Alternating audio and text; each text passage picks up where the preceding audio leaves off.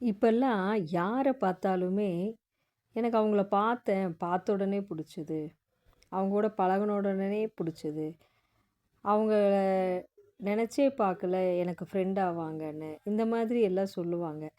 ஆனா, ரியாலிட்டில யாரையுமே கண்மூடித்தனமா நம்பாதீங்க. அதிகமா நம்பிக்கை வைக்கிறதும், அது ஆபத்துல போய் தான் முடியும்.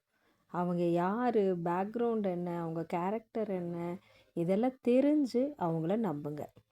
அடுத்தது ஒரு சில 3 விஷயங்கள யாரிடமே சொல்லாதீங்க. உங்களுடைய பலவீனம். உங்களுடைய பலம் என்னன்னு எல்லாத்துக்கும் தெரியட்டும். ஆனா, உங்களுடைய பலவீனம் என்னன்னு தெரிஞ்சதுன்னா, அத தெரிஞ்சு உங்கள கரெக்ட்டான நேரத்தில பார்த்து, உங்கள கீழ இறக்க பார்த்துருவாங்க. ஸோ, முடிஞ்ச வரைக்கும் நீங்க எதுல பலவீனமா இருக்கீங்கன்னு சொல்லிட்டு யார்கிட்டயுமே ஷேர் பண்ணாதீங்க.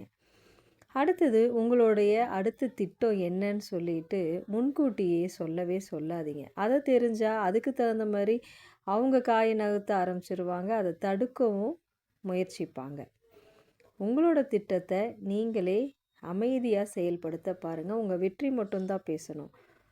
அடுத்தது உங்க குடும்ப ரகசியம். இது வந்து எல்லா இடத்துலயுமே நடக்குது.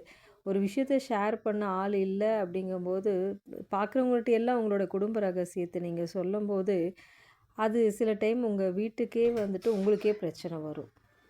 உங்களோட குடும்ப விஷயங்கள் அவங்களுக்கு தெரிய ஆரம்பிச்சதுன்னா, உங்க அமைதி குலையும். நம்பிக்கை அப்படிங்கிறது ஒரு செல்வம். அத எல்லாரிடத்துலயும் செலவு பண்ணீங்கன்னா, சரியா இருக்காது.